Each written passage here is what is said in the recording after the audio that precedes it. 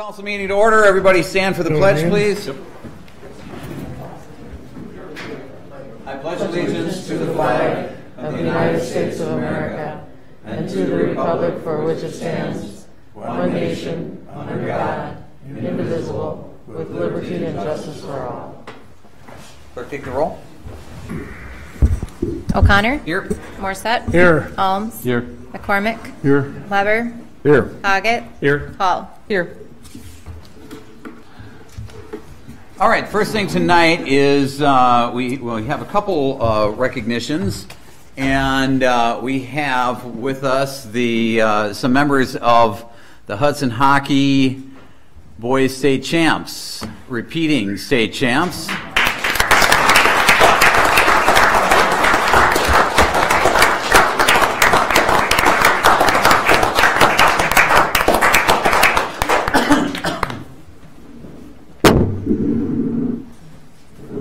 Mike's right there. Oh, thank you.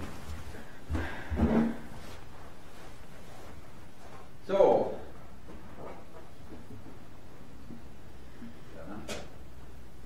Des, can you hear me? Yep. Okay. Sorry about that. Whereas the Hudson High School Raiders boys hockey team won the 2018 Wisconsin Interscholastic Athletic Association boys hockey tournament on March 3rd by defeating Eau Claire Memorial by a score of 7-1. And whereas the Raiders won their second consecutive WIAA State Hockey Championship, becoming the first team to win back-to-back championships since 1995, and whereas the Raiders' 2017-2018 season record was 28 wins, 1 loss, and 1 tie, which is the best season record of any state hockey champion in the tournament's history, and whereas the 2017-2018 Raiders were ranked as the top boys hockey team in the state of Wisconsin the entire season, and registered a 41-game unbeaten streak over the past 2 years. And whereas the 2017-2018 team represents the 4th Raiders boys hockey state champion team to hail from Hudson High School, joining the 2000 to 2001, 2003 to 2004, and 2016 to 2017 teams in proudly raising the championship banner in Gornick Arena. And now, therefore, on behalf of the citizens of Hudson, I, Mayor Rich O'Connor, extend my congratulations to the 2018 Hudson High School Raiders boys state hockey champions, and extend my thanks to the skaters, coaches, and managers for their sportsmanship, dedication, and hard work, and for proudly representing Hudson as student athletes throughout this past season. Dated this 26th day of March 2018. Guys, you did a great job. Congratulations.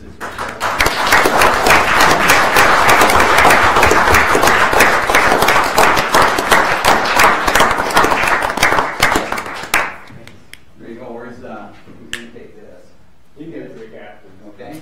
Yeah. Excellent. And I know that we also had some all-state and all-conference players here. How many of you guys were among those? Excellent. Nice job. That's fantastic. Well, thank you all for being here, and thank you for the job you do in representing Hudson. Excellent. Thank you. You're welcome.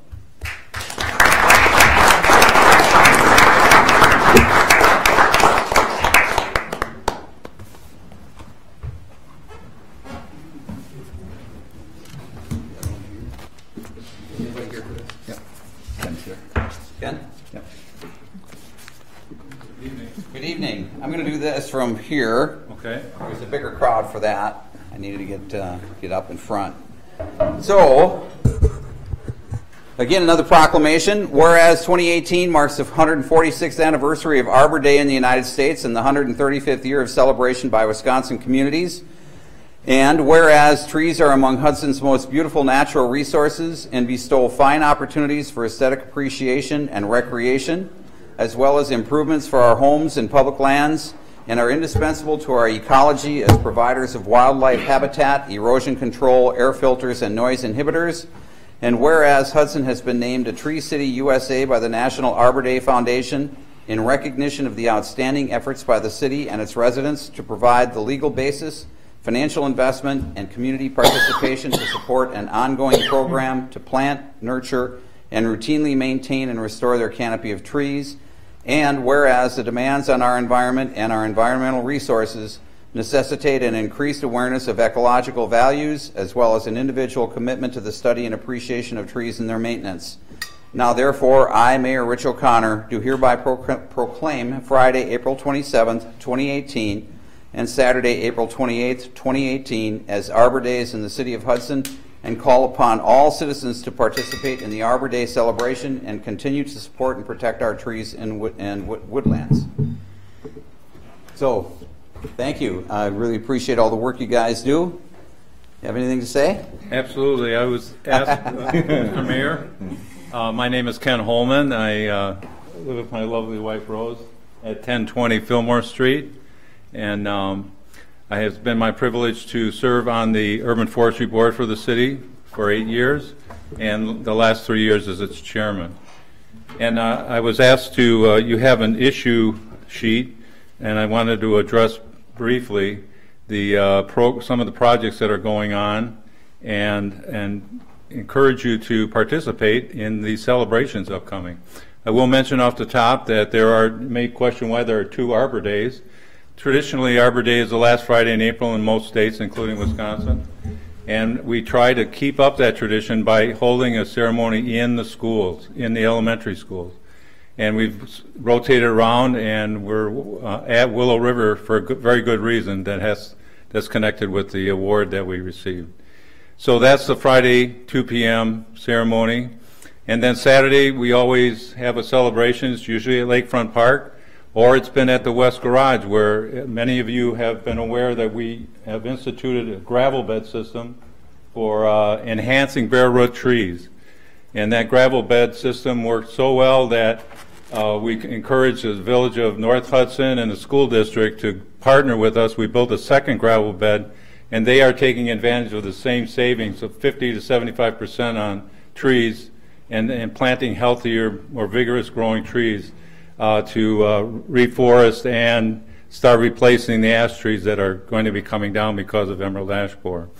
So those Arbor Day celebrations are certainly open to everyone, and we encourage the elected officials to show their leadership, especially on Saturday, because that's when the state representatives, not the elected ones, but one from the Wisconsin Urban Forest Council, the state's tree board, if you will, Kelly Tuttle, and the DNR representative out of the Northeast District, Brad Johnson. He's out of Spooner. He's a relatively new guy to the urban forestry.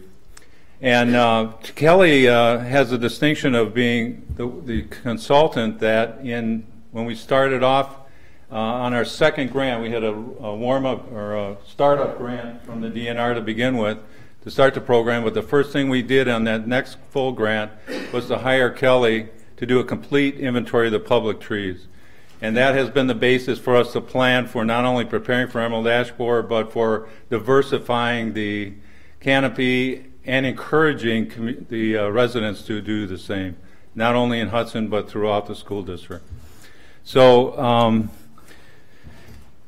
we came up with the idea of a tree trek from a undergraduate student from the University of Minnesota who had the privilege to work with Dustin Ellis.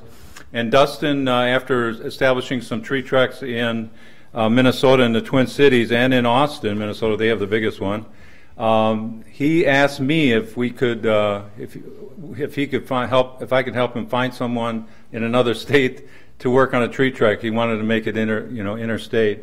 And I want to introduce John Mueller, who was just retired as a teacher, science teacher from Rivercrest School. He and his wife Patty have been, solid citizens and great environmental contributors over the years. And John was the one that took that invitation. And at Rivercrest, if you're familiar with the property, there's a perimeter trail. It's asphalt, and they developed an arboretum along that trail, so it was a natural for the tree trek. And they set up these signs, and this is the basis for the tree trek. And I want to ask Joyce if you would take two. I would ask each council member to take at least two and help us distribute them, and then we'll give it to the audience as well. But these are normally used, these stakes are normally used for boundary markers, but Dustin's idea was to add some information, put some information down about a particular tree, its dimensions, some interesting facts, and then link it through this QR code to a database at the University of Minnesota. The artwork was done by our daughter, Emily, who's a major in design at River Falls, graduating this spring, thank you. And so there are 3 tree tracks, as I mentioned. The one at Rivercrest School, that inspired us to apply for another DNR grant to establish one at Lakefront Park, and we have about 20 different trees identified there. They're not all just good trees that we want to encourage, but some that we want to discourage people to plant or consider taking out of their property. So these signs were used in that park and in Lakefront Park and around the Arboretum at Rivercrest. And then you're familiar, painfully so, with the construction that went on Vine Street to replace the stormwater. Well, the 57 trees had to be removed, and we decided to take the opportunity to replace them with as much of a variety of trees as we could. So we put, if you're familiar with Vine, on the south side there are wires overhead. The north side is pretty wide open. So we planted 15 different varieties of low-growing trees on the south side under the wires. They're listed in the database. And then at least 8 or 10 different varieties of larger but low-maintenance trees, such as ginkgo and swamp white oak or bicolor oak, Kentucky coffee trees that you're going to become more familiar with over the years. So those treks were promoted. The Chamber of Commerce was very supportive. Our friend on the board, Buck Malik, who's all over the place environmentally, was willing to take a supply of these trifolds that you got up to the rest stop at Menominee on I-94, and the Travel Wisconsin picked it up. We had increased visitors because of that little effort. So it's drawing people into our town. It's educating our residents and our students in how to identify trees. And so I want to just mention that building on the idea that John established at Rivercrest, we noticed actually that some teachers were taking classes down to Lakefront Park. So we thought, well, let's go talk to them. And so we identified a teacher, a 5th grade teacher from each of the 3 elementary schools in the historic district, St. Pat's, Trinity, and Willow River. And we are working with, John and I and Liz and Lanafe are working with those students to have them do the research to put the information on these signs and establish a tree trek in their own neighborhood there. And I wish I had the time to give you a little bit of the testimony that these teachers wrote along with the application for the award. And but it was just really stirring. And so they're serving their community and excited about it, and they're teaching their parents and their neighbors how to identify trees. So just want to quickly move on because the tree trek goals are pretty important. Not only learn how to identify trees, perhaps try a new tree in your yard. Teach your children well. Build community and volunteer to help plant trees and care for them, and plant a diversity of trees to limit the impacts of the impending climate change on our community. So that's the tree trek.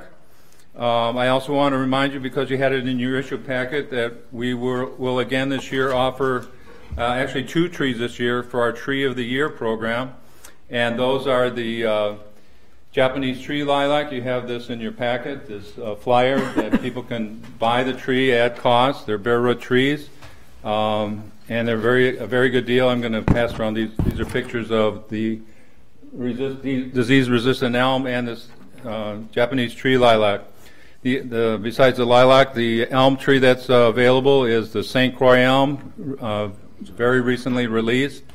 The parent tree, and that's a picture of the parent tree going around, is over 100 feet tall, 110 feet wide in its crown, and some 75 inches in diameter on the trunk. It's in Afton, right across the river from us, and it has been tested for about 10, 12 years now, and inoculated repeatedly with the disease, the Dutch elm disease, and has proven very resistant. So we're anxious to get it into the landscape. let's see.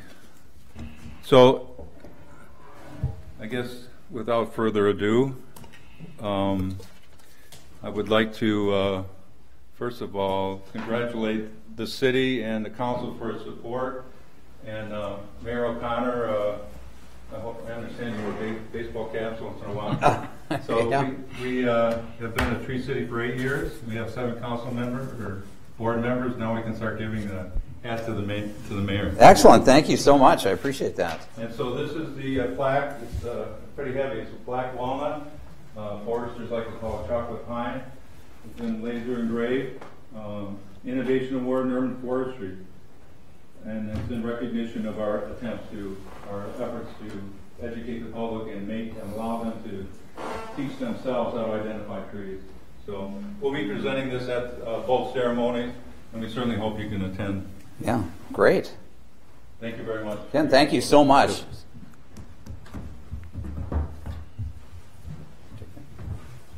Pretty cool.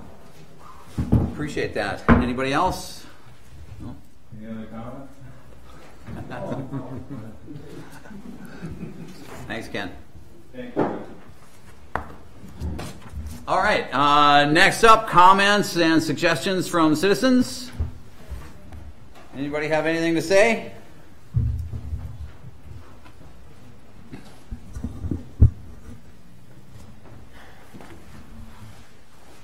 Good evening. Ron Howard, 1902 Shasta Drive. I read the paper the other day at the property transfers, and I happened to notice the city transferred property at a cost of 12 acres to Girard Corporation. Now, I presume it was to get it on the property tax roll, but Girard just bought 4 acres for $375,000 of money given to them by a housing authority, so they're not using any of their own money.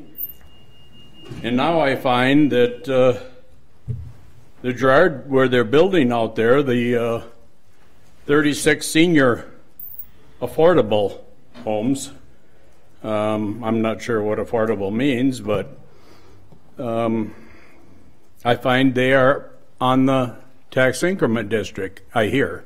I don't know for sure, but I believe they are, which means they're getting their infrastructure put in, and they'll get it back on tax, or the city will get it back on tax.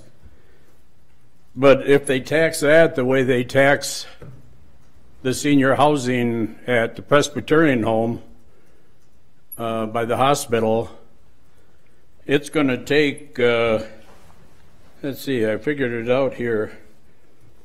If we tax them the same way, it'll take 762 years to get it back. I don't think I'll be around to see it, but I just want brought to the attention that I don't feel it's right to give away city property when my city tax is $600, 600 and something, and I live in a very cheap, low appraised house. The Presbyterian home, and yeah, I can understand it's a senior home. I think I'm a senior. I don't know when that starts, but their city tax is $36 a year if you figure what they pay in tax. They are one of the lowest in town. And there's several other homes in town, big complexes, that individual apartments are only paying $200, $210. And I'm in a duplex, and mine is like $650. There's just, to me, there's something wrong with that. If I have to pay $650 in property tax just to the city, and they're paying $36 to the city, and I'm sure their water and sewer is probably half of mine because it's 155 units in the Presbyterian home. And the home on Wisconsin, they don't pay a penny property tax. And I'm pretty much guessing that 10% of our ambulance calls in this town, the ambulance we supposedly can't afford, go to that place. So I think something needs to be looked at. And that's all I have to say. Thank you. Thank you, Ron. Anybody else? Anybody else have any comments? Any comments? Any comments? All right, we'll close that portion of the agenda. A discussion, possible action on consent agenda items. To approve the minutes from the regular meeting of March 12, 2018. To approve claims in the amount of $678,348.61. Contingent on payment of any outstanding debt owed to the city and successful completion of the background check. To approve the issuance of 5 regular operator licenses for the period of March 27, 2018 to June 30, 2019 to Matthew Weiss, Chantel Reardon, Lisa Duran, Jennifer Gutting, and Carrie LaFlex, and also to approve the issuance of 2 temporary operator licenses to Robert Mueller and Dustin Danielson for the Hudson Hockey Association men's tournament event. To approve the request for an agent change for Kushi Investment DBA Northland Liquor to Vipul Patel for the license year ending June 30th, 2018, contingent on any outstanding debt owed to the city and surrender of their current alcohol license. Once the Hudson Police and Fire Commission creates a new eligibility list by the end of April 2018 to authorize the filling of these patrol officer positions from the eligibility list as the vacancies occur. To implement no parking on the north side of Cole Street between 10th Street and 11th Street on school days only, and to revisit this issue in September of 2018. To remove the parking restrictions on Grandview Drive between Spruce Drive and Ash Drive. To approve the multiple sclerosis walk on May 5th, 2018 at 10 a.m. beginning and ending in Hudson Middle School. To approve the Lessburg Walk Run on May 23rd, 2018 at 6 p.m. at Lakefront Park for Operation Help. To approve using funds from the squad equipment account to equip the new squads. To release the easement between lots 229 and 230 of Heritage Greens 4th edition as recommended. To enter into a contract with Maelstrom Inspections to cover for building inspections in the absence of our building inspectors. To approve the ambulance remount with Everest emergency vehicles at a cost not to exceed $106,000. To place on file the 4th quarter financial report. To proceed with the purchase of 22 streetlight poles at a cost of $1,187 each from TAPCO, total cost of $26,114. And to approve a temporary beer license for Hudson Hockey Association for a period from April 20th, 2018 to April 22nd, 2018. Move to approve. Second. Motion and second to approve. Roll call. Morissette? Yes. Alms? Yes. McCormick? Yes. Weber? Yes. Hoggett? Yes. Hall? Motion's approved. Discussion of possible action on membership to American City County Exchange, LLC. I have a correction of statement. I think I said Randy was trying to teach us a lesson when in fact he said he was trying to prove a point. So I would like to just make that clear for the record. Thanks, John. Yep. I move we deny the membership request. We've got a motion and a second. Any discussion? And just to clarify that I'm voting no because I'm consistently voting no on any membership as I did with the previous membership. I just wanted to, I looked on their website today, and then I called the founder and director of this organization. And one of the things I asked him is if Koch brothers was a funding source for his organization, and he said that's one of the urban legends that goes around. He said they have nothing whatsoever to do with their funding. It's a 501c3 nonpartisan organization. It has both Democrats and Republicans.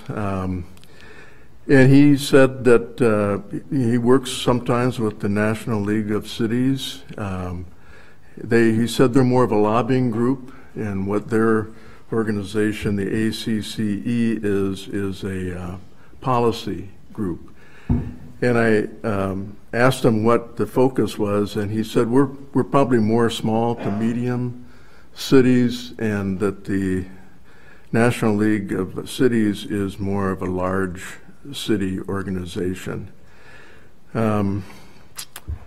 Funding is through memberships, and then they have some sponsorships at conferences like virtually every group does today. And I downloaded a couple of the points that they stand for, and one of them was on criminal justice. And he said a key point, it says a key point is ACCE members work to reduce recidivism rates and promote community-based alternatives to lengthy jail stays for nonviolent offenders. ACCE members seek to maximize taxpayer dollars to protect the public while preventing over-criminalization and unnecessary jail stays. I think we could all agree with that point. And then on budgets, restoring accountability to government spending is another way to mend local budgets over the long run. Every local government should have a budget transparency website allowing citizens to more easily find out how their tax dollars are spent. I think that's a great idea. More fundamentally, local government should budget for outcomes. This means identifying the core functions of local government and measuring results. Another thing I think that local government should look at. So I understand Mr. Morsette's wanting to be consistent, that we're not going to have any of these organizations, but we've already got one that's in the barn. And the question is, do we want to spend $100 for a 2-year membership in this organization, or just let it go by the board? So, a question for you, Tom. Did that? It was the founder that you reached out to? Yeah, his name is John Russell. Gotcha. And is this something that a city can belong to, or is this something that members of a city can belong to? Either. Either, so it can be a city. Yeah. Or you can. That's one question I have. Yeah, you can be individual members, council members. There's quite a few of those. Gotcha. So. But you can belong as a city. Yeah, my understanding is that there are groups that do. Gotcha. I did some reach out actually after Mr. Morsette's comments in the last meeting, just to make sure that kind of affirm my vote on the National League of Cities. I talked to the executive director of Wisconsin League of Municipalities, who happens to sit on the board of National League of Cities, and he said, and I have an email that I can forward you guys to, but he said actually that the median size of the NLC organization is 24,000 population. So it's actually not just larger cities, it's actually a good mix. So I just wanted to... I'm just relaying what John Russell, who works with them, told me. Sure. So, yeah.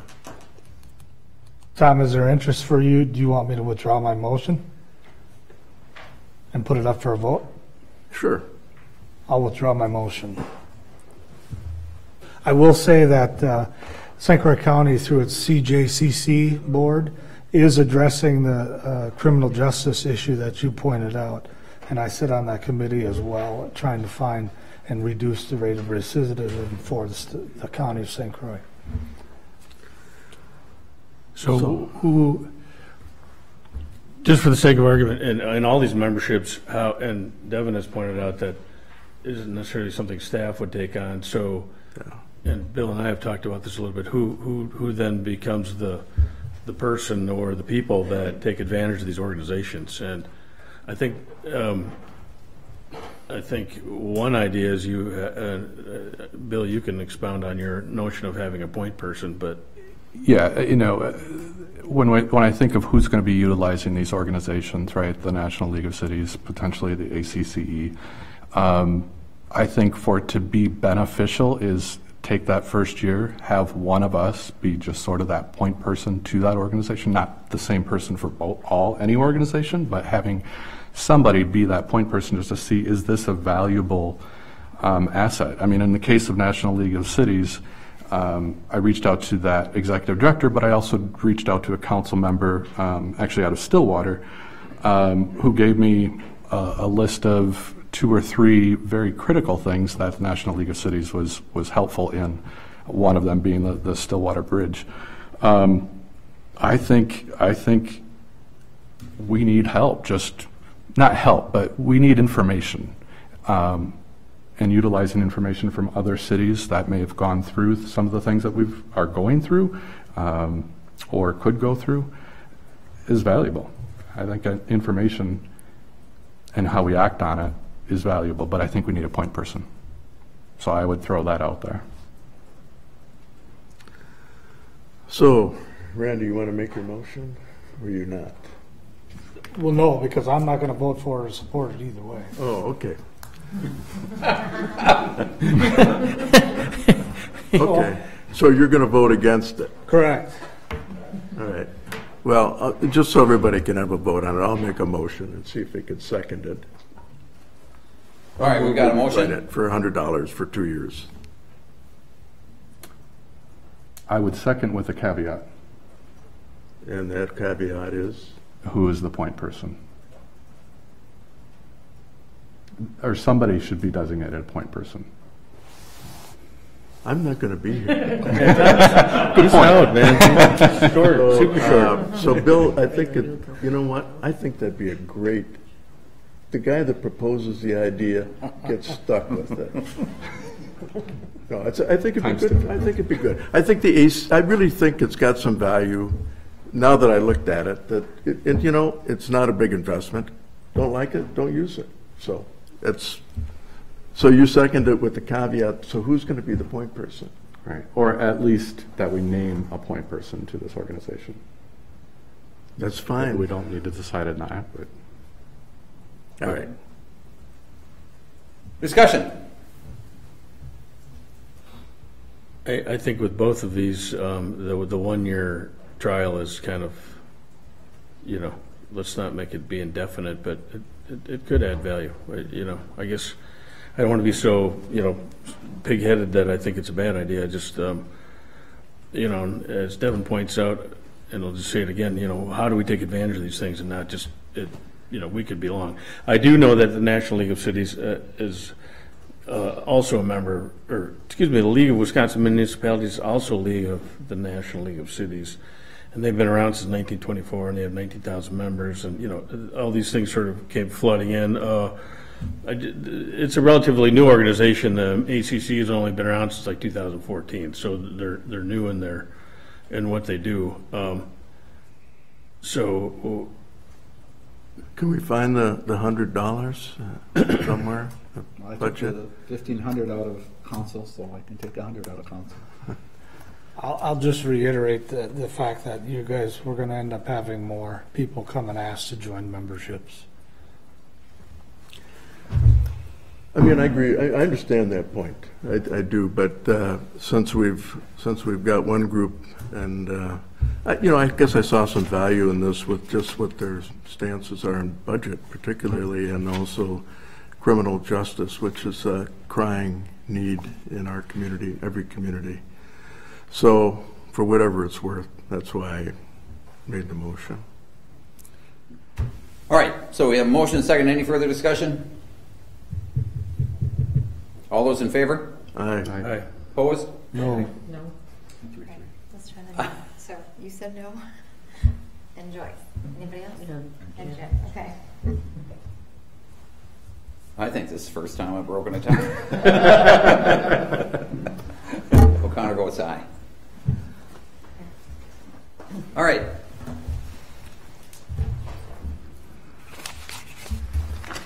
Is there an asterisk that says Bill is the point person on that? I'm not taking the minutes, so. Get you stuck with that. Discussion and possible action on a pre-annexation agreement between the City of Hudson, Wisconsin and Craig D. Lee, Scott B. Lee. Oh, I'm sorry. What did I miss? Got a Ward Avenue. request for proposal. Board Avenue. Yeah, Word Avenue. Oh, I apologize. I apologize. Discussion and possible action on Ward Avenue request for proposals. Brendan. Good evening. I'm here to report on the results of our RFP. We had 3 firms submit proposals. They were 5 Bugles Design, the Codet Architectural Group, and TKDA. TKDA was the lowest bidder, but their proposal didn't include construction, administration, and service fees. So I did also include the numbers if that was taken out of the other 2 bids, so you can see that for comparison. They were still the lowest. But as part of the RFP, we actually asked them to provide a estimated total project cost. The one from 5 Bugles was more in line with what we had estimated when the property was initially purchased. That would be my recommendation, is if you choose to go forward with this project, use 5 Bugles. Because of their relationship with the city previously, they know the project, and they're more in line with that number that we were looking at. At the EMS Commission, I did ask them to identify a funding source for the design services. And a motion was made that they would have the city front the cost, and it would be recuperated through rent payment, similar to how the building would be funded. And we talked about where that funding source could be, and that would be the undesignated fund, if you were to go through with this. Undesignated fund balance. Yes.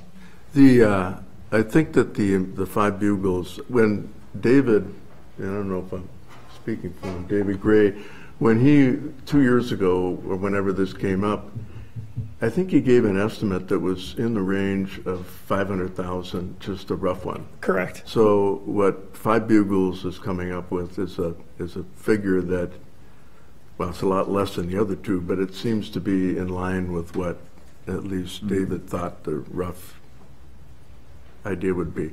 So the idea is that this fee would be paid out of the undesignated fund balance, and then repaid if the building goes forward by our partners through rent. So if it doesn't go forward, we eat part of it, city eats part of it, all of it, but we'd eat half of it anyways. City would be paying half of it regardless. You would, so, or a little more than half. So if the project would not go forward, the engineering fees, about half of it, the city would end up paying on behalf of the other partners, because if we don't build it, they won't rent it. It's much like the library, where the police occupy part of it in the library, but everyone's paying rent, right? They don't. The city owns the building. The library pays rent. The police department does not, because they're a city. Oh, that's right. Yep. But EMS would pay rent because they're a fund, separate fund. Got it. So the question is this, was it talked about at EMS Commission in regards to combining the buildings or not, or is this still just a separate design that they want to go with? This is just a separate option. The partners are aware that the city's still looking at, both either a combined building or a separate remodel. So we just want to make sure that you have all the numbers there, and we've identified the funding source if need be. I think 5 Bugles gave a preliminary estimate that to include EMS with the fire would be upwards of $2 million. And obviously this is a more budget conscious way to go. And also this is the building that originally was looked at to be for the EMS.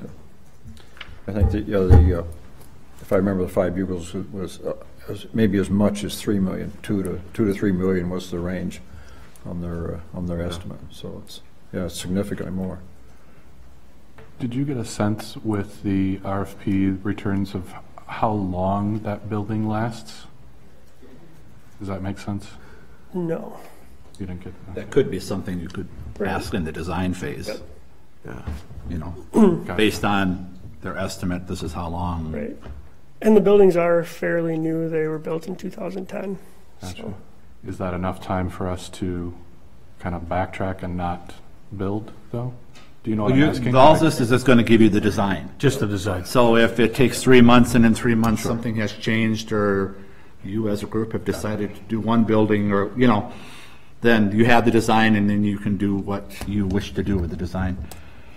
So this isn't committing to building anything at this point. Gotcha. Design and a better estimate of the cost. I'll move for approval of the Five Bugles design option. As Second. stated in the issue sheet, on the issue sheet. Second. Okay, motion second. I'm sorry. Further discussion? Just for clarification, at this point, we'd be looking at the 48.6, correct?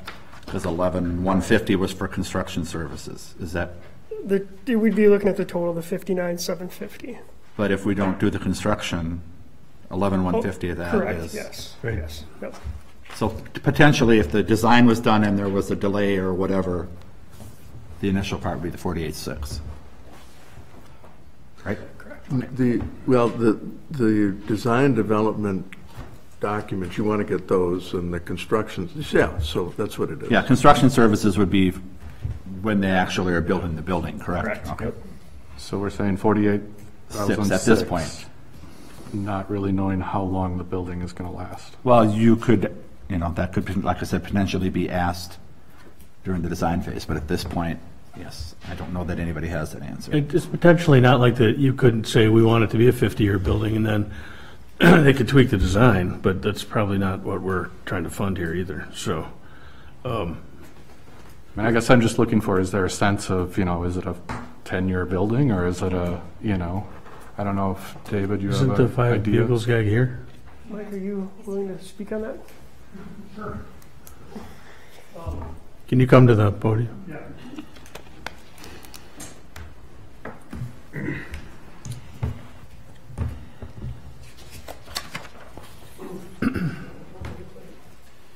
So, I'm Mike Clark with Five Bugles. Thank you for recognizing me. I'm sitting back there trying not to stand up and try to answer the question. It's not an easy question to answer, but what I'll say about the difference between the metal building solution and what we were talking about by adding it to the fire station is, a brick building. Windstorm comes through, that brick building is going to stand there. I mean, you can picture what happens with the big bad wolf coming along. Big wind is just going to peel the metal right off of that metal building. Will the metal panels last as long as the brick? Probably. Will they look as good as the brick 20 years from now? No, they won't. So some of it is you're getting what you pay for. You're not investing in a building that's going to really withstand a good solid storm, but you're also doing a very economical job of providing space for your EMS. Storm aside, it probably lasts 20 or 30 years? It will. Okay, thank you. Thank you.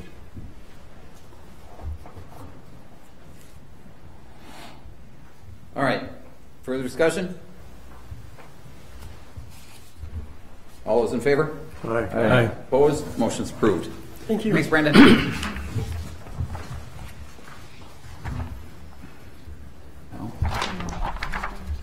Discussion and possible action on a pre-annexation agreement between the City of Hudson, Wisconsin and Craig D. Lee, Scott B. Lee, Melissa L. Hortick, owners, and Land Dev Co. of Hudson LLC, the purchaser for an annexation proposal. Mike. Thank you. This is the first of two pre-annexation agreements on the agenda tonight. So this property is generally located west of Carmichael Drive, south of Mayor Road, and north of Riverview Road, which is a private road. And to the west is single-family homes that are in the township. It's approximately 42 acres in size. The pre-annexation agreements, what these do is effectively similar to what we do in a pre-development agreement, whereby the petitioner files or puts a deposit in with the city to pay for our review of everything. And we're in our code, we're required to do a capital cost study. So what impact do these annexations have on our infrastructure, streets, storm sewer, sanitary sewer, water, and then also a budget study. So if we have costs associated with the annexation or the development of that property, what is that going to cost? And then we arrive eventually at a point where if it's something that the city would like to move forward with, we negotiate via an annexation agreement to consummate the final annexation if it were to come to pass. That's it in a nutshell. I'm sure there will be questions of the applicants here. A couple questions, Mike. I think we've had this discussion before that residential is a wash as far as taxes versus what the city has to provide in services. Is that a fair statement? I think it depends on what the densities are. What about with this? The proposal at this point, the way it stands, has a high-density residential component in the front, so abutting Carmichael Road, transitioning back to a medium-density product, so an attached townhome. And then in the Riverway, the back half of the property is within the Riverway district that I think we're all pretty familiar with. And that has a lower density housing component. So, you know, without knowing exactly, you know, how that were to unfold, you know, we have to do our due diligence, and, you know, I think that's what this first step is making sure that we do our due diligence as a city, and making sure that whatever costs would be incurred It looks like there are about 25 lots in the westerly part of this proposed development on the river, in the Riverway. In the concept that I've seen, yes. What is the number that you could have without having a revision? Without changing the Riverway district? Yes. I think the average lot would have to be 4-ish acres, so I think you're looking at half that amount. So you would anticipate that the developer is going to be coming to the city at some point and saying, change this so we can build the houses that we want to build here? They could. Staff would not recommend that approach. I think if we're even going to contemplate any changes or propose changes to our Riverway district, and I've suggested this to the applicant too, is that it will be a community-driven project or process, not specific to one project. So have you heard any comments from the people that live to the north and the west of? Yep, and I think there's a few here tonight, at least one. But yeah, I've certainly heard from. I'd like to hear from that person. Is there anything you'd like to say? Come on forward. My name is Doug Rowan. I live at 295 Riverview Drive in Troy. Mailing address is Hudson, but physically in Troy. I represent my family and the Riverview Drive Neighborhood Association, which is 100% of the residents west of this particular property in the town of Troy. You've heard from me before. My comments aren't much different than when we had this discussion 2 years ago with the last annexation proposal. The Riverway part of the property should be developed under the Riverway guidelines from the state and R118. And as Mr. McCormick indicated, the density that I've seen proposed is significantly higher than would be allowed under NR 118. That also being said, I'm a little bit concerned with the survey that was attached to the proposal that was publicly shared. Number one, it is not a certified survey map and excludes easements and other encumbrances on the 42 acres that we discussed 2 years ago, and those are still seem to be ignored in the proposed plans, as well as the documentation that's being submitted to the council. So I guess my request would be to table your decision on this application until the applicants can provide a certified survey map so that you know what you're actually considering annexing. It didn't work 2 years ago for either the developer or the neighborhood, and it seems to me that you should know what you're annexing and what's attached to that before making a decision on even spending council, staff, or plan commission time on the proposal. We're not opposed to having the property annexed into Hudson if that's what you decide you want to do, but it should be done in a way that's consistent with the Riverway guidelines and consistent with the current status of the property from an easement and other encumbrance standpoint. I'd be happy to answer any other questions you might have. No, that's great. Thanks. Doug, I've got a question for you. Yes, sir. Have you had a chance to take a look at our comprehensive plan? The Hudson Comprehensive Plan? Right. Yes. Okay, so you know that this property is included in the suggested annexation? Yes. From 2009? Yes. And that called for retail on the front, or commercial, I'm sorry. On the front 20 acres, or Right. the Carmichael end of the property. Right. Any comment about that? I guess from a residential standpoint, it seems to me that given the other residential property in the neighborhood, that might be problematic, but, I guess that's certainly possible.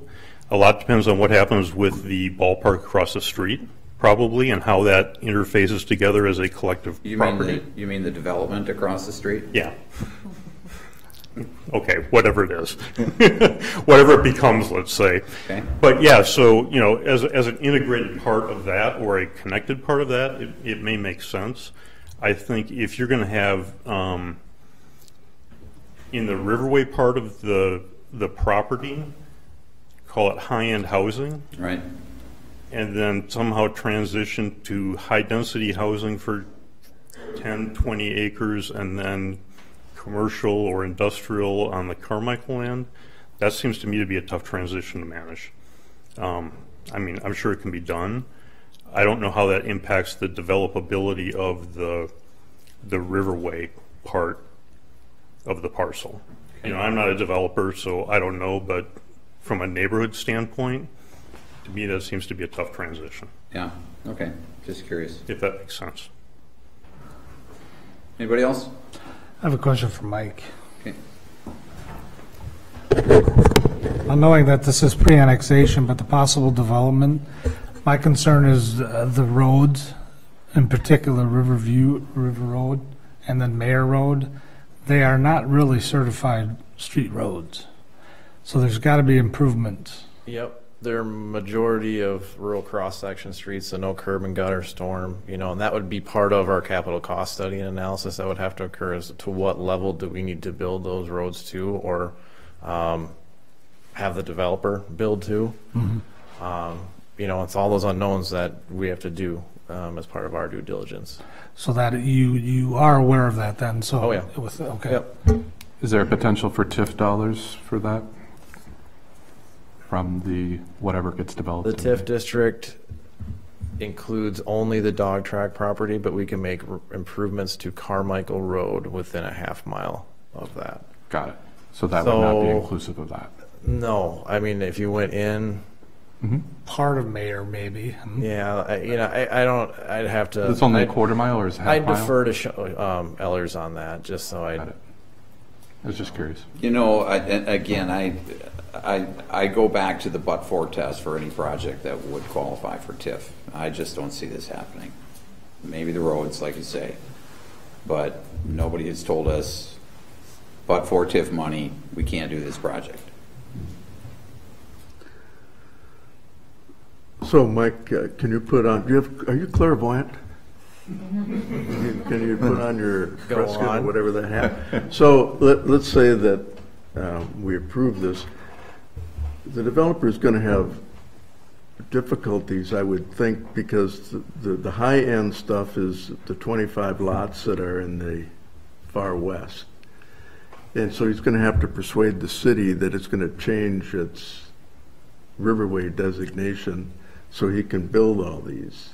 And you're saying that according to the current guidelines, there would be how many lots that could be used for housing in that area? Without having NR 118 in front of me, I don't want to speculate on the exact number of lots. Okay. In the back. Ballpark? Roughly half. Okay. All right. Okay. And the applicant is here if there's any questions for. And the question was brought up about a certified survey map. Mm-hmm. Would that be something that would be important to have before a decision is made?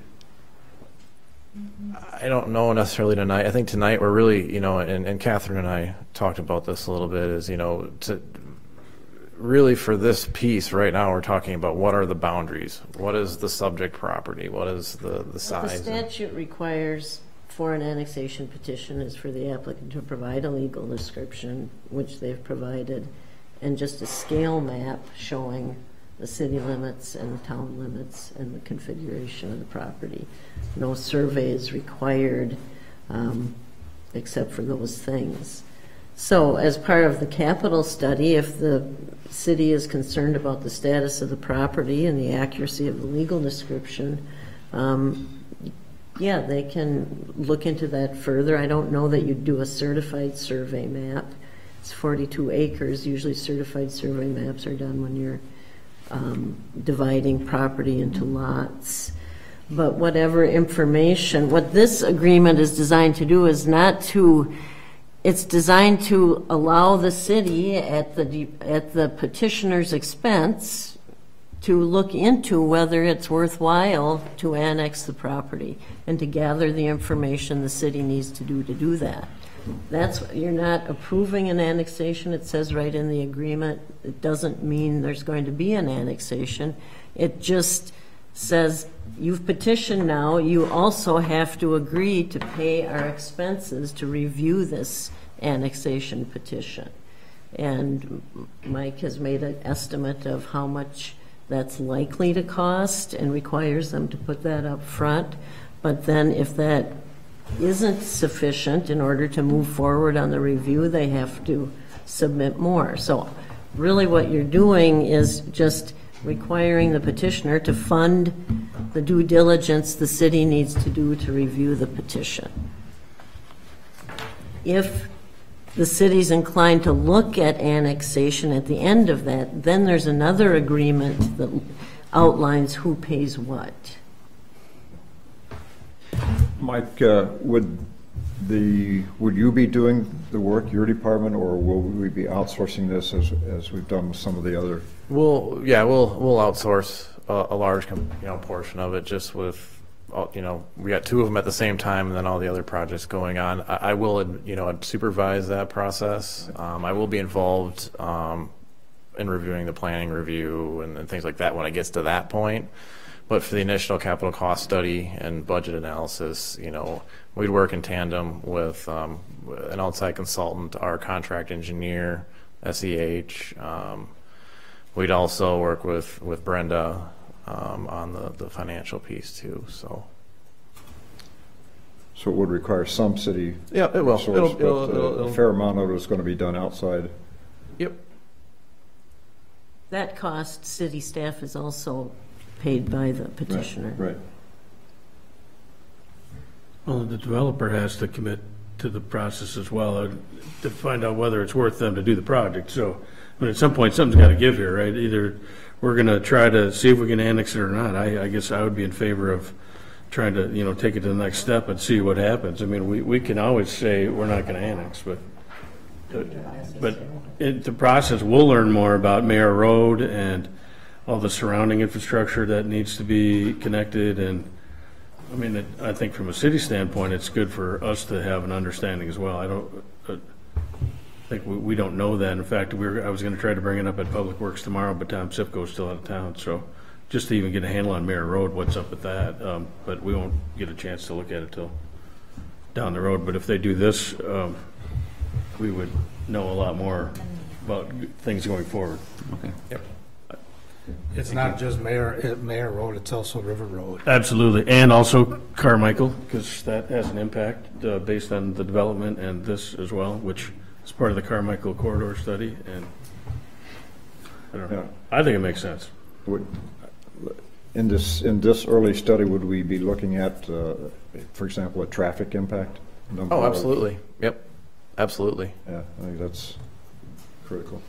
I'll move we approve the pre-annexation agreement between the city and all those people.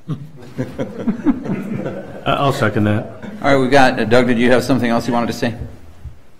We have a motion and a second in front of us. Yeah, I guess the only other comment I would make to Mr. Hogarth's comment is all that work was done 2 years ago with the previous annexation request, so the city already knows all that information. So to do another study on what would it take to upgrade Mayor Road all those other aspects was done in 2015 with the previous annexation request, relative to Creative Homes and the same owners. So you probably already have all that information already if you need it. Is that true, Mike? I wasn't here at the time. I know there was some review of it. Was the plan any different? I don't know. They've been through this process a number of times in the past. I found documents at least 10, 15, 20 years old where they considered annexing it, and then for one reason or another haven't. To the level of which the analysis got to, I don't know. It's it's in a file somewhere or in somebody's mind. Well, I would assume. May I presume that the engineering firms will utilize whatever history that's already been created, or? Oh yeah, absolutely. Yeah. Plus, a lot of it we've never gotten our, the wastewater treatment capacity study that we're currently in the midst of. Those are all new numbers, and some of the old. Last time it came forward too, we didn't have a dog track project. So, the situation on the ground is a little different than it was even 2 years ago. Okay. Fair enough. All right, we have a motion and a second in front of us. Any discussion? Anybody? All those in favor? Aye. Aye. Opposed? Aye. Motion is approved. Discussion of possible action on a pre-annexation agreement between the City of Hudson, Wisconsin and Robert A. Atwood as trustee of the Edna F. L. Atwood Revocable Trust dated July 22nd, 2008 as the owner, and Cami Holdings LLC, the purchaser, a Minnesota limited liability company for an annexation proposal.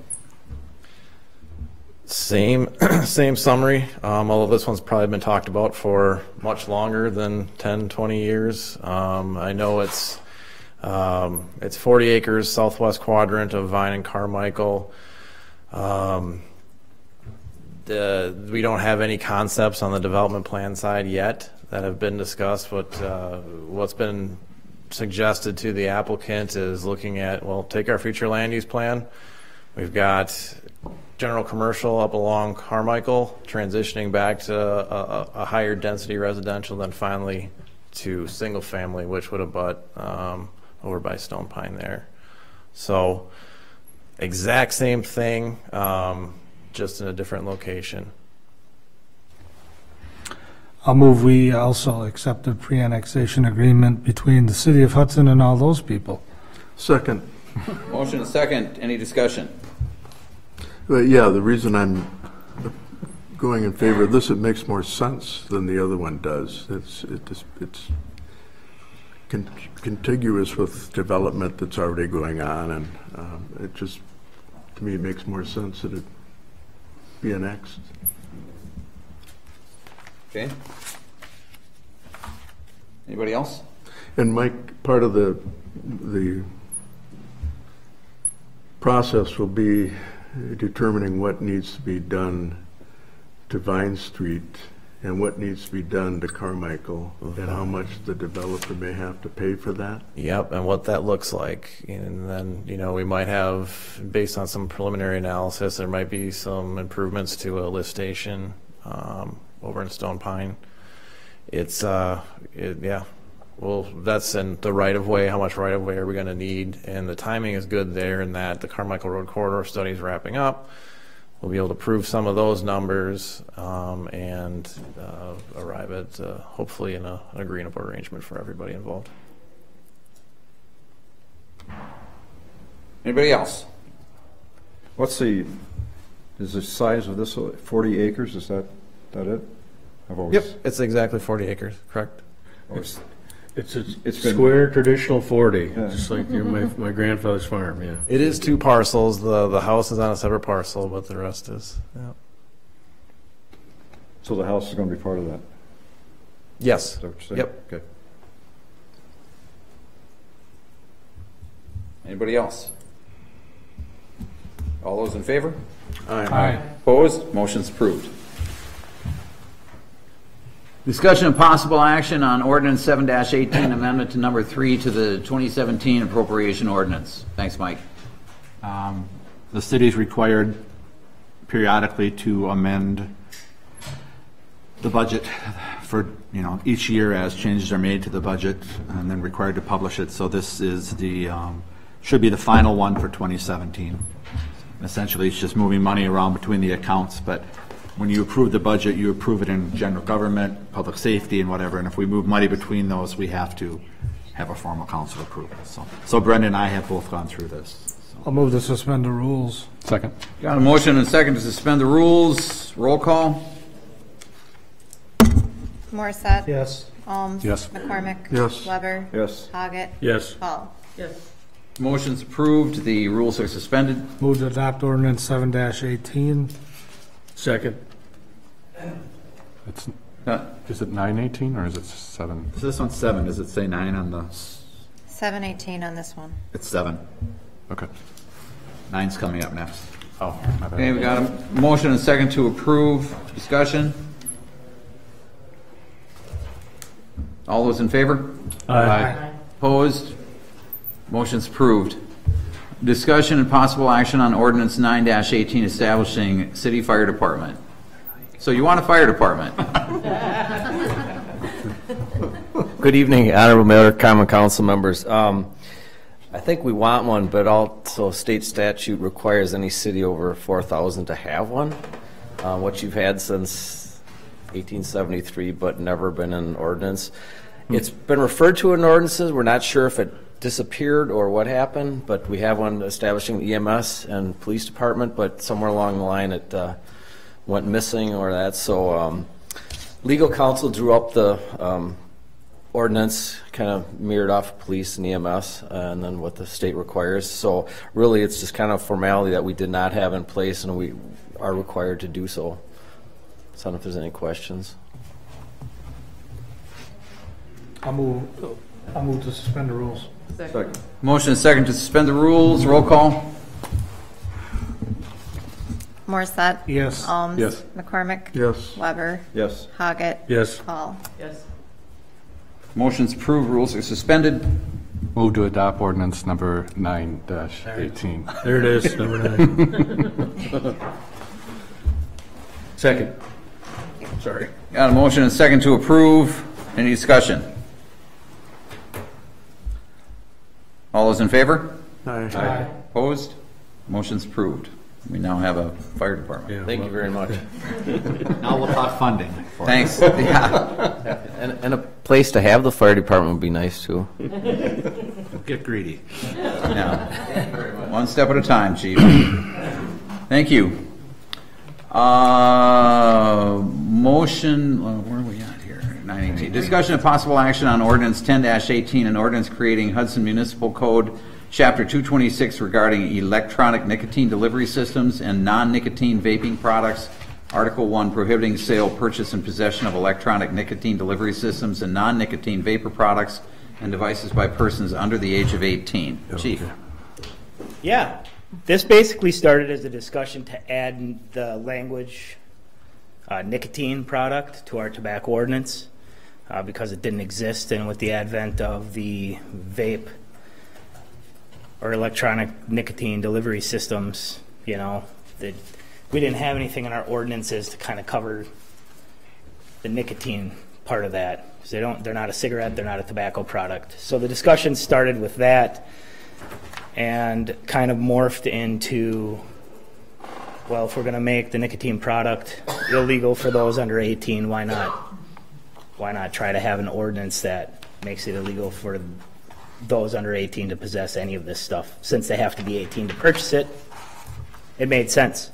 So Kathy and I drew up an ordinance with a little help from some people around the state of Wisconsin. I've already done it. And I guess that's that. Answer any questions that you might have. My understanding is some of the devices have a fire component or safety hazard with fires? Yeah, they're battery operated for the most part. That battery heats an element that heats the oil that they can then ingest into their system. And there has been some safety issues with those. Gotcha. This came out of public safety unanimously, and some of the request also was given to us by the school district having concerns about these products on the school grounds. to back it up, we had to put something in the ordinance, or in our ordinances too. Yeah, we didn't have anything to address the issue. The only thing we had is a state statute, and we didn't feel it was right to be talking misdemeanors with 15 and 16-year-old kids that were wanting to use a nicotine product. Just a couple comments. It also covers non-nicotine, just these devices, whether there's nicotine there or not. Right. And just one correction to the ordinance. The number 2 on the last page in the penalty provision just doesn't belong there. So it's about a different statute, so that needs to be deleted. On page 3. On page 3, yep. I'll move to suspend the rules. Second. Got a motion and second to suspend the rules. Roll call. Morissette? Yes. Holmes? Yes. McCormick? Yes. Weber? Yes. Doggett? Yes. Hall? Yes. I'll move to adopt ordinance number 10-18 with With that Catherine's change. Thank you. Second. Okay, we got a motion and second with an amendment to the language. I'd learned more just reading this than I'd ever known about this stuff. So, truly, some of the products that are going here include antifreeze. Oh, I don't know what this stuff is made up of. Oh, it said in the narrative here. It talked about antifreeze. Yeah, some of the components can be various chemicals. There is now straight THC oil they're doing. Right, so it's a delivery system for smoking THC. That So, kind of stuff, yeah. but I hadn't heard of antifreeze before. Yeah, Is that that's good weird. stuff or what? It's No. not. It's what some of the chemicals and some of these things that don't contain nicotine are a variety of different things that have been found to be hazardous to one's health. Yeah, So I that's guess. another component of it, is just the overall health, wellness of our youth. Yeah. Okay. Like I said, this was a real learning experience, so eye opener just reading that. All right. Sorry to delay this. Any other discussion? All those in favor? Aye. Opposed? Motion's approved. Discussion and possible action on the city and bond amount for violations for Chapter 226 regarding electronic delivery systems. So I submitted the ordinance to the municipal court judge and the clerk, and they set a bond amount consistent with other such violations, I suppose. It includes court costs and those kind of things. It's based on their recommendation. Okay. Is that pretty in line with your other cities that you investigated? Yes. Okay. I might haven't made all the jumps here, but on the third page says the shall forfeit not less than $100. That's what Kathy said to take out. Well, I thought No, we're taking out the line number 2. 2. We're on the next item now. For every violation, you set a bond amount that they can pay if they just are going to pay the citation and not contest the citation. So number 2 was taken out of the ordinance. Yeah, Okay. so these I got it. are Yep. just strictly, I want to pay the citation, Yeah, it's the fine amount. yeah. I'll move we approve the bond schedule. Second. Got a motion and second. Discussion? All those in favor? Aye. Opposed? Motion's approved. Thanks, Chief. Thank you.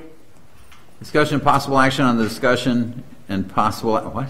No, that's a typo. We're going to discuss. We're going to discuss and possibly act. Possibly act on the discussion, possible action on There you go. formalizing an EMS chain of command flow chart for Discuss and communications. act on. This came out of public safety. I brought it to the attention after the last episode, or the one episode, hopefully, where there was no communication to the mayor's office, the city administrator, on what had happened. So I wanted us to have something formalized that someone's notified, so we are all not caught in a situation like we were caught before.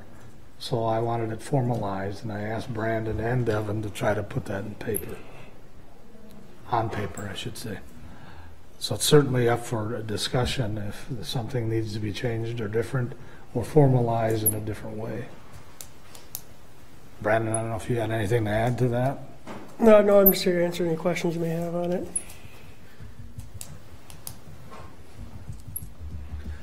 I just thought that there was a breakdown in communication and people needed to know. What would you consider a major notification to be? Any large event, critically low staffing, accident, severe injury of a staff member, something like that. And that's why there's the notification to all the 3 committees or 3 bodies that I report to. So they're all made aware.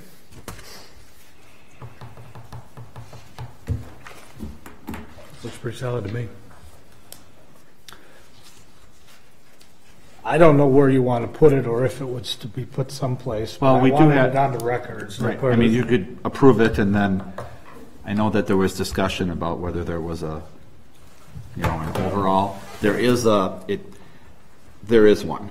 which I think Jen forwarded to Randy for the entire city. It isn't detailed because we have the staff directory that details who's under each of the positions, but just in case there was questions, I know Randy knows this, there is a citywide one. So essentially this would fit in, into the, let's say chart of accounts. That's not what it is. So organizational chart. Is there a part of the ordinance that it would go into as well? Or? No, Okay. this is just, I think this is just an approval process so that it's on record, so that if there is, anything comes up, so that everybody's aware of what the process should be. Should we have something similar for fire and police? Oh, or does that cover by the... Well, I think... Just out of curiosity. I know there's an emergency notification for major events that comes through Public Works, and that it indicates that if this happens, the police chief is notified, the fire chief is notified, city administrator is notified, mayor is notified. I mean, I can follow up on that and make sure. I mean, I assume police and fire have their own, but what I can do is I will check with them. If they have them, I'll forward them to everybody. But the elected officials need to be aware of what's going on as well. And I know in our overall emergency plan, if I'm not mistaken, there is a tree that says, if this happens, Brandon, as the emergency government director, notifies these people, and if this happens, these people are notified. But I will check on those other 2 departments for you. I just want to be proactive about it. Sure.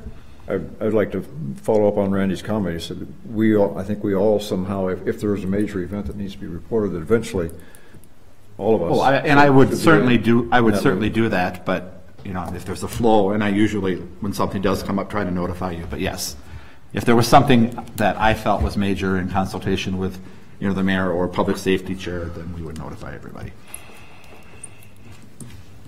So I'll move we approve the operational chain of command or communications. Second. Got a motion and second. Any further discussion? All those in favor? Aye. Opposed? Motion's approved. Thank you, Brandon. I've got nothing for any announcements or anything. We did that at the beginning. I've got nothing for recommendations for future agenda items. Anybody else? I do. Mr. Howard brought up a couple of points that I think should be responded to. One of which was, and I think Mike has explained this, maybe not publicly, but it should be, why the city gave Girard some land, traded land, I think actually is what it was, but why that land out there by the dog track that he said 12 acres was given to Girard, that needs to be explained. And then the other thing is he made reference to the different tax rates for housing. Well, I believe that both Presbyterian homes, and I know for sure the Wintergreen complex are tax exempt. That's right. They're tax exempt entities. That's not determined by us. That's no, I understand, but he was talking about other things as well, and I don't have the notes from every comment he made, but it at least should be explained why the taxes are. The 2 that I believe were referenced were Woodland Hills or Presbyterian Homes, and then Wintergreen, or the CCA. Well, he was also talking about apartments are taxed at a different rate. And that could be addressed with the assessor. So I mean, if yeah, Woodland Hills is Presbyterian Homes. Right. Yes. Yep. So and they are tax They exempt. aren't tax rate. They pay city tax. Well, I just went in and looked, but I'll follow up on that. I went and looked at the county website, and they're not listed as, but I'll follow up on that. On the web portal? Yeah, but I'll follow up with you on it. That's what I went to on it, and then according to that, there's 155 units there, and But I will follow up with Mr. Howard on that. And the other one is Christian Community Hall. That is tax exempt. That is? That is. I know that is. Okay. Well, is there a reason? It's because I believe it is owned by a nonprofit. The Methodist Church, I believe, was the one that started it. And it's now what's the Presbyterian? That's also a church, isn't it? I'll have to. I know for sure. Discuss it, right? Why don't we just explain it at the next meeting? Right. Yeah. Or in a follow-up. Thank you, Kathy. Or have something. Yeah, and I will follow up on that. All right, did you catch that? I mean, we can't discuss it right now because it's not on the agenda, okay? So it'll be on the agenda for the next meeting, and we appreciate you bringing that to our attention, Ron. Anybody else? Yeah, I have a couple of things now that we figured out, I think at least, that we're moving forward with the EMS building. I'd like to talk about the fire station on Ward Avenue. We just had a joint fire board meeting this last week with a recommendation from our partners. So what do you want on the agenda? To Just discuss. discussion or? Yeah, Okay. yeah, discussion. All right. Do you want possible action? What's that? Are you in possible action or just discussion? I think at this point, discussion and discussion. Okay. We just need to talk about it. And then the second thing is, I voted for both the American City County Exchange and National League of Cities, and I just wanted to throw out there that I could volunteer my time to be that point person to both of those organizations. All right. Bill, congratulations. You're hired. And I guess I would like to add to that. I want to thank everybody for giving me the first opportunity to vote. Since I've been Tiebreaker. All right. All right. Anybody else? Election is next Tuesday, 7 a.m. to 8 p.m. Standard locations. We do have in-person absentee voting through the rest of this week. Just so the citizens are aware, city staff will not be here Friday. It is a holiday. It still goes back to the union contracts, but for Good Friday is what it is still listed as. But I will be here if anybody wants to come in and vote or register on Friday, because we're required to be open. But no other city staff will be available. And we'll have signs up, and we'll have a big sign. But people can come in and vote on Friday and register. But there is no registration or in-person voting next Monday. So just so everybody's aware of that. Move to adjourn. All right. Got a motion to adjourn. Motion second. All those in favor? Aye. Opposed? Stand adjourned. Thank you, everybody.